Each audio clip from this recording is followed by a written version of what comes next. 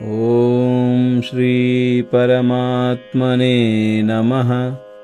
శ్రీమద్భగవద్గీత అథ ద్వితీయోऽధ్యాయః.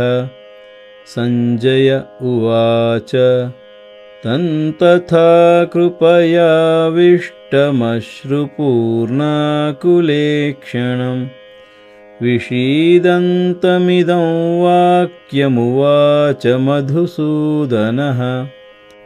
సంజయుడు చెప్పాడు, కరుణతో నిండిన మనసు కలిగి కన్నీళ్లతో నిండిన కళ్ళతో దుఃఖంలో మునిగిపోయిన అర్జునుణ్ణి చూసి మధుసూదనుడైన శ్రీకృష్ణుడు ఈ వాక్యాలు పలికాడు.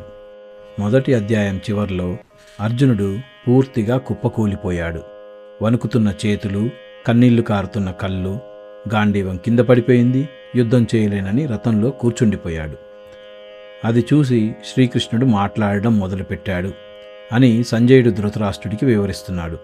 అందుకే మొదట్లో సంజయ ఉవాచ అని వచ్చింది. అర్జునుడు కేవలం బాధపడ్డం లేదు, లోపల పూర్తిగా కుంగిపోయాడు. అందుకే కృపయావిష్టం అని చెప్పారు. కృపయావిష్టం అంటే మనసు నిండా దయతో జాలితో నిండిపోయిన స్థితి. అలాగే కృష్ణుడికి మధుసూదనుడు అని పేరు వాడారు. మధు అనే రాక్షసుని సంహరించిన వాడు అని అర్థం.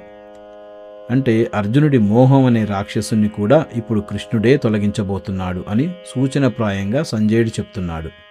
తర్వాతి శ్లోకంలో శ్రీకృష్ణుడు అర్జునుడి మోహాన్ని పోగొట్టడానికి ఎలా మందలిస్తాడో చూద్దాం.